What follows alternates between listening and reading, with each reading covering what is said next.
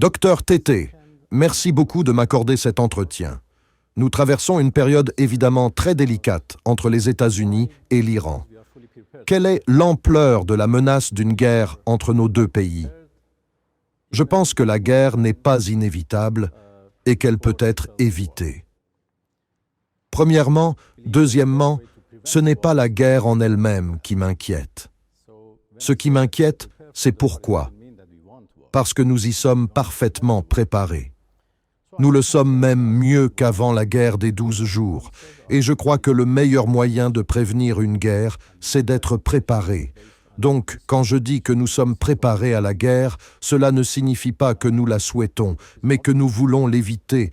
Je ne suis donc pas inquiet de la guerre en elle-même. Ce qui m'inquiète, ce sont les erreurs d'appréciation et les opérations militaires fondées sur des campagnes de désinformation.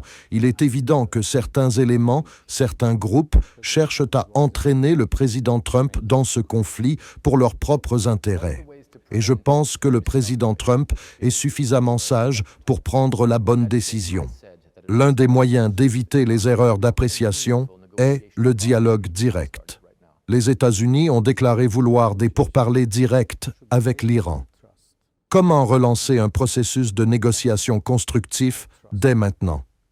Des négociations constructives doivent reposer sur la confiance. Or, malheureusement, nous avons perdu confiance dans les États-Unis, tant comme négociateurs que comme partenaires. La raison en est évidente. Nous avons négocié en 2015. L'accord conclu avait été salué.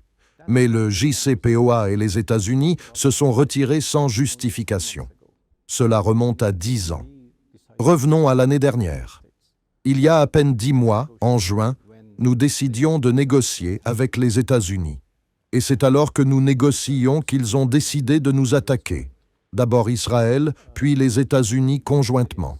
Nous n'avons donc aucune expérience positive de négociation avec les Américains. Pour mener des négociations constructives, nous devons surmonter cette méfiance.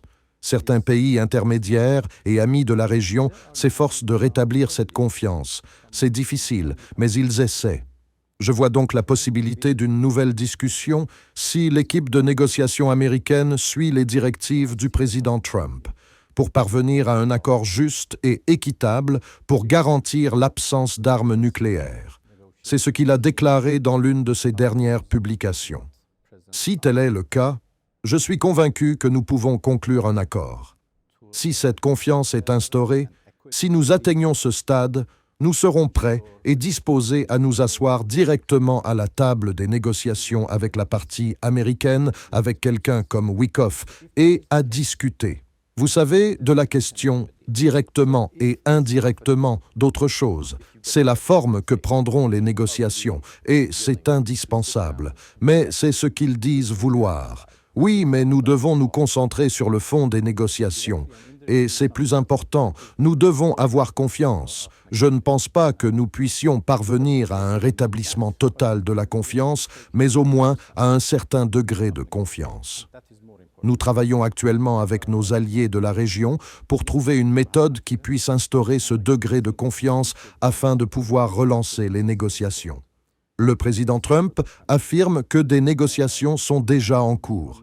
Il a déclaré hier soir que des négociations étaient en cours. Comment cela fonctionne-t-il actuellement, notamment en ce qui concerne le renforcement de la confiance avec les pays de la région? Cela passe par des médiateurs intérimaires. Comme je l'ai dit, certains pays transmettent des messages et s'efforcent de rétablir la confiance et de préparer le terrain pour des négociations constructives. Nous collaborons avec eux et nous échangeons des messages.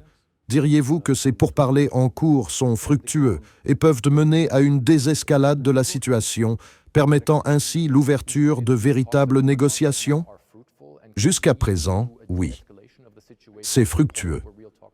Le président Trump affirme vouloir éviter le recours aux forces militaires actuellement stationnées autour de l'Iran, non seulement sur les porte-avions, mais aussi ailleurs. Si un accord acceptable est possible, quel serait-il pour l'Iran en matière nucléaire?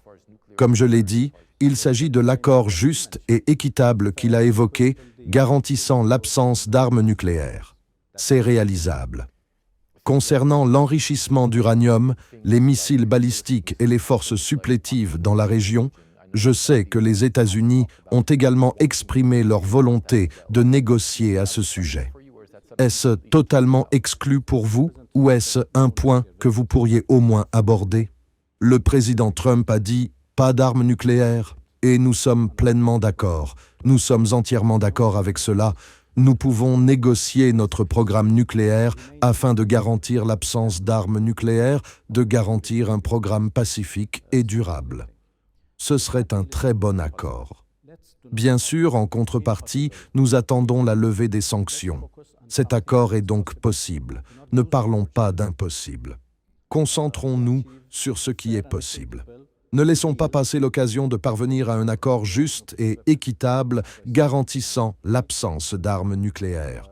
Comme je l'ai dit, et je le répète, c'est réalisable même à court terme. Pensez-vous donc qu'il serait possible, dans un court laps de temps, de commencer des négociations, de désigner un lieu de rencontre, de s'asseoir à la table des négociations, directement ou indirectement, et de parvenir à un accord assez rapidement? Cela vous permettrait, vous souhaiteriez sans doute un allègement des sanctions en échange de tout cela. Bien sûr, c'est ce que l'Iran cherche à obtenir, c'est l'objectif de ces négociations. Premièrement, nous voulons que nos droits soient respectés. Deuxièmement, nous voulons la levée des sanctions, qui sont imposées car on craint que notre programme d'armement ne soit compromis. En ce qui vous concerne, ce n'est pas le cas, mais nous sommes prêts à instaurer la confiance dans notre programme nucléaire. Et, bien sûr, en retour, nous espérons la levée des sanctions et, comme je l'ai dit, si notre droit à l'enrichissement est respecté et reconnu, et que nous pouvons poursuivre cet enrichissement à des fins pacifiques, alors tous les détails sont négociables. Nous pouvons nous asseoir ensemble, sous quelque forme que ce soit, et parvenir à une conclusion. C'est ma conviction. L'Iran est évidemment un pays très puissant dans cette région, et son influence s'étend jusqu'en Europe et ailleurs. Les États-Unis ont également une grande influence ici. Ne serait-il pas important que ces deux acteurs majeurs de la région discutent des enjeux régionaux, y compris des questions militaires régionales? Dans une perspective de désescalade générale, peut-être. Franchement, nous pensons que la source de tous ces conflits, de toutes ces tensions dans notre région, réside dans les forces étrangères qui y ont pénétré. Nous respectons nos voisins et nous avons toujours été prêts à dialoguer avec eux dans la région, à parler de sécurité, de paix, de stabilité et de tout ce qui concerne la région. Mais avec les pays de la région, c'est notre affaire, c'est l'affaire de la région. Et nous devons la traiter ensemble, avec nos acteurs régionaux. Voilà notre position. Nous avons déjà pris contact avec nos voisins et d'autres acteurs, notamment les plus importants. Nous avons des discussions constructives et nous sommes même prêts à mettre en place une structure pour dialoguer sur la paix et la stabilité. La paix et la stabilité dans cette région sont aussi importantes et vitales pour nous que pour les autres. Nous sommes un pays voisin de the Persian Gulf, and that's, body of water is important for us to export our oil, to do, business with others. The Strait of Hormuz is very, very important, also for us and for the whole world, and we have always kept it, safe, and have guaranteed safe passage, thanks to the IRGC, who is protecting the safe passage and freedom of navigation in the Persian Gulf, and Sea of Oman, on the Strait of Hormuz, and we continue to do so, and I hope that nothing would happen, which interrupted. What do you think the consequences would be if there was a full-on military confrontation between Iran and the United States? Because I know your military has changed its doctrine that if there is a major attack, it would be considered existential for the Islamic Republic. What would that mean for the region here, which is prosperous, but at the same time volatile?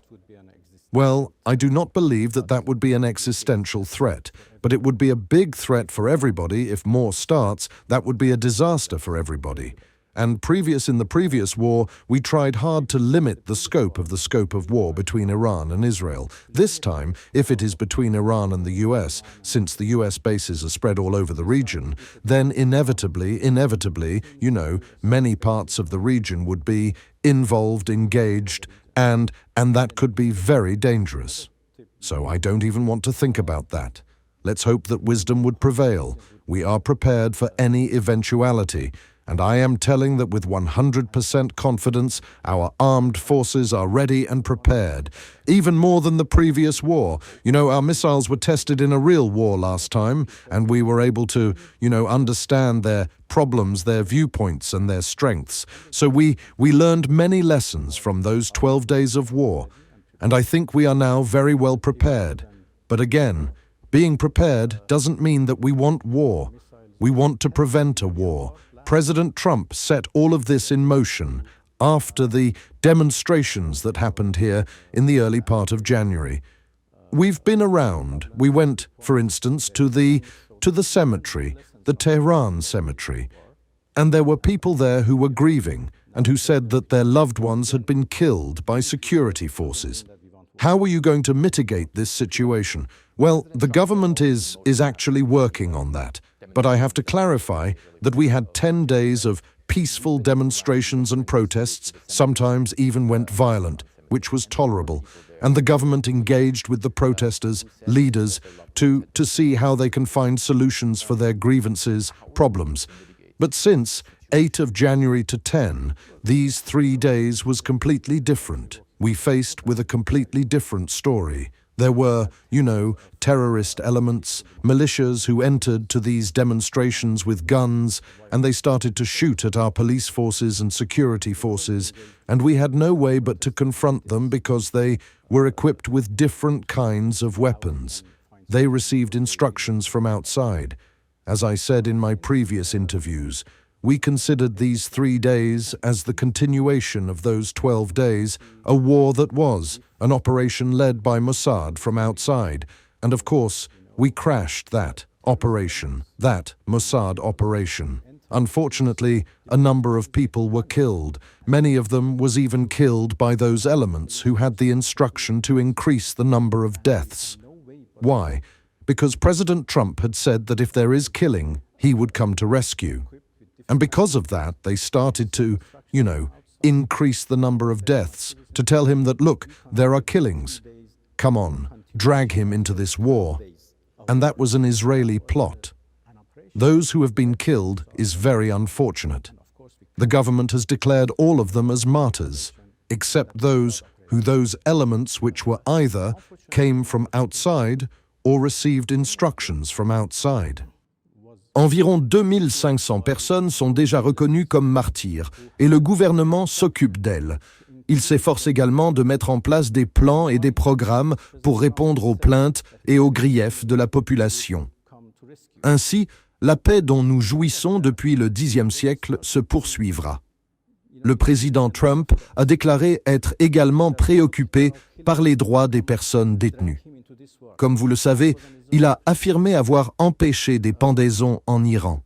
Pouvez-vous garantir les droits des personnes détenues dont les cas sont actuellement examinés? Bien sûr. Tout d'abord, il n'y a jamais eu de plan d'exécution ou de pendaison. C'est ce que j'ai déclaré lors de mon interview avec Fox News.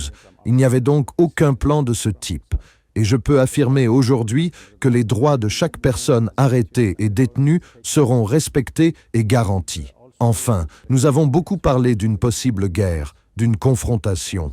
Si vous parvenez à une solution avec l'administration Trump, quelles en seraient les conséquences pour la région, sa stabilité et le bien-être de tous ses habitants? Je suis convaincu que si nous trouvons un terrain d'entente et dissipons ces malentendus, ces erreurs d'appréciation et ces inquiétudes inutiles, d'immenses possibilités de coopération économique s'offriront à nous entre l'Iran et les États-Unis, ainsi qu'entre l'Iran et ses partenaires régionaux.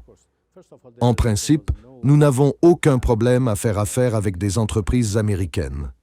Vous vous souvenez peut-être qu'après l'accord de Vienne sur le nucléaire iranien, JCPOA, nous avons immédiatement signé un contrat avec Boeing pour l'achat de plus de 80 avions. Les contrats ont été signés. Donc, en principe, nous n'avons aucun problème à ce que des entreprises américaines investissent nos secteurs de l'énergie, des transports ou tout autre secteur d'activité des États-Unis, probablement en raison des sanctions imposées à l'Iran. Ces sanctions empêchent les entreprises américaines de travailler avec l'Iran sans autorisation spéciale.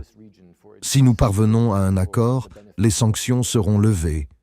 J'y vois une formidable opportunité, une opportunité pour tous de faire des affaires avec l'Iran.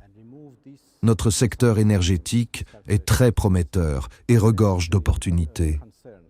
J'y vois un avantage pour toute la région.